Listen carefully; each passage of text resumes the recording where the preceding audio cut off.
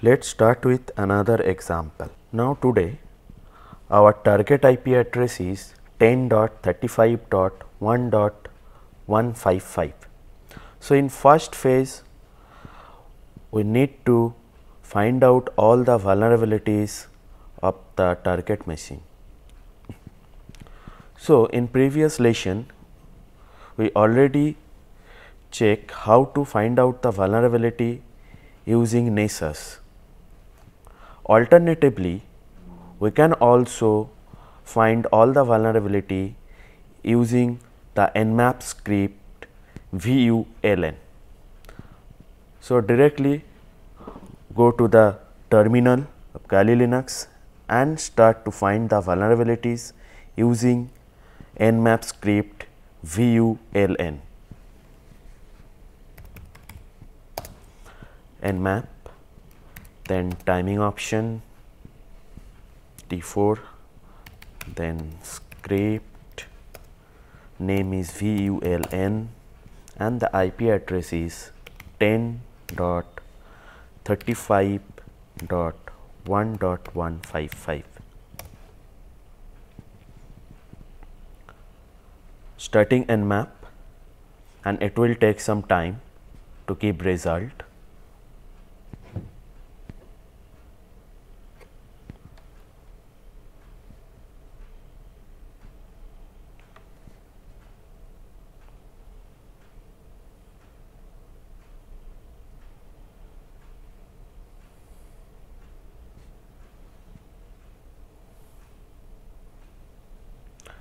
Okay, we got the result. It's showing the port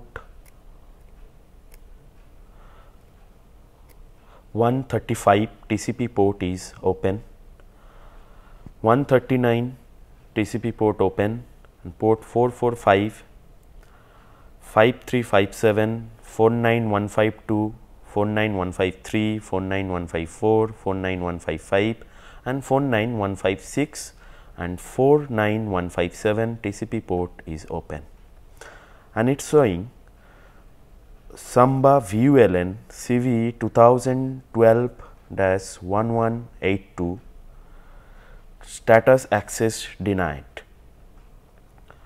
SMB vuln MS10-054 it also showing false. SMB vuln MS10-061 status access denied. SMB vuln MS17-010 it's showing vulnerable, and remote code execution vulnerability in Microsoft SMB version 1 server. So it's showing in the target machine MS17-010 vulnerability is present.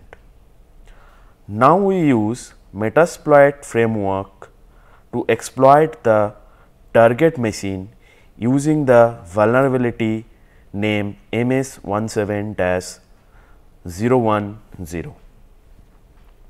Let's start Metasploit. So by using the command msf console, we can open Metasploit.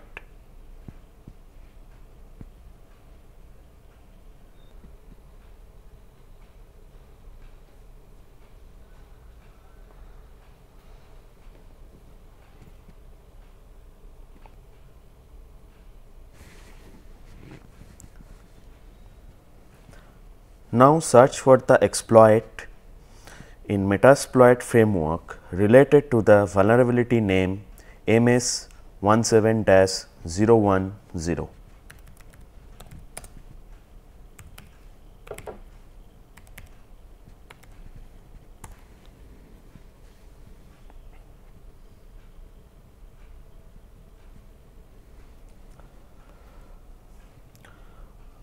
We got 2 auxiliary and 2 exploit. So here we only concerned about the exploit.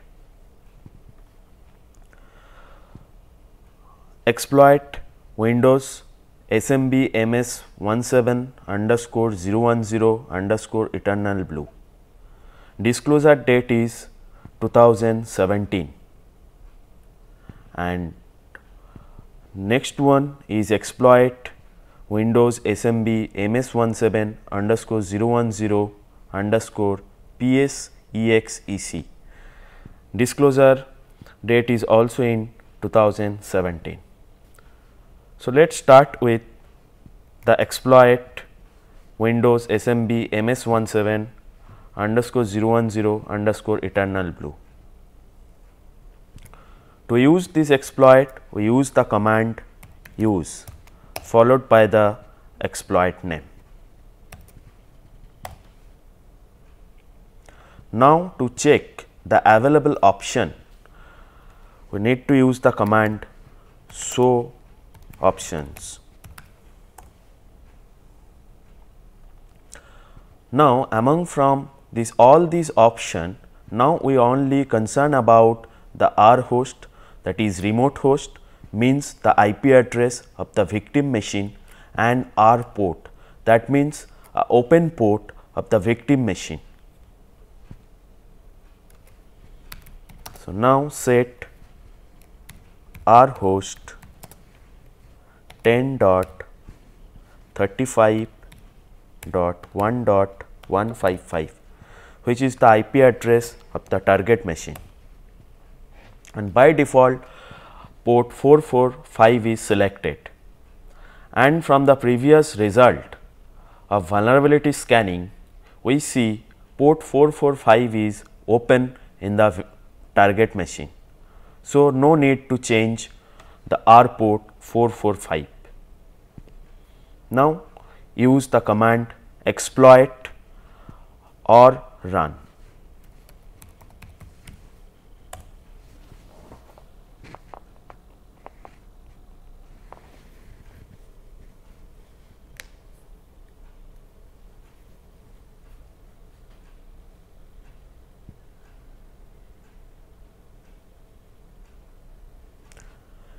Started reverse TCP handler on the attacker machine with IP address 10.35.1.153 and port 4444. Wow! We get the shell of the victim machine.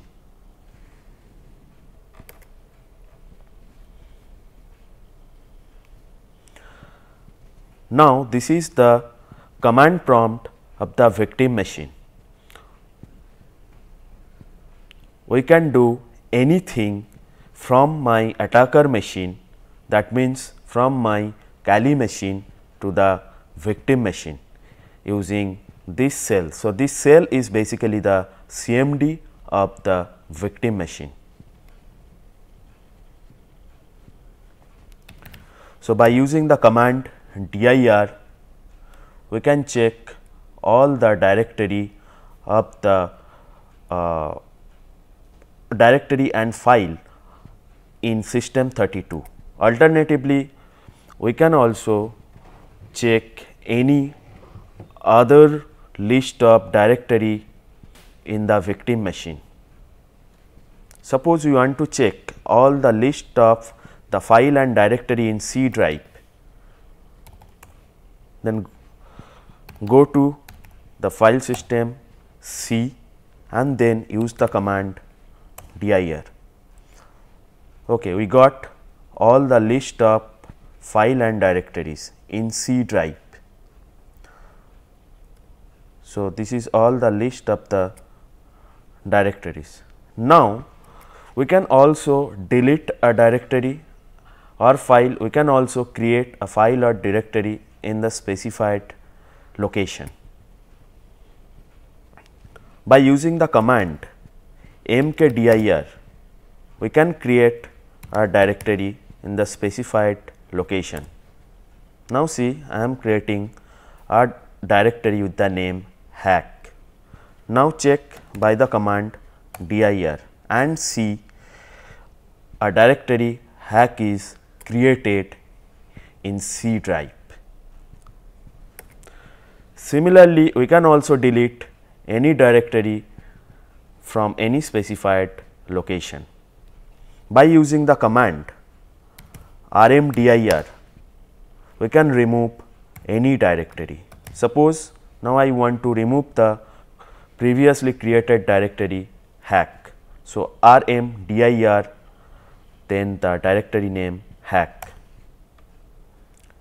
directory deleted.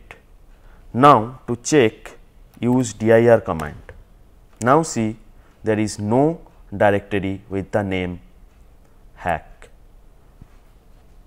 So, this is basically the command prompt of the victim machine. So, by using the command prompt of the victim machine from my Kali machine, I can handle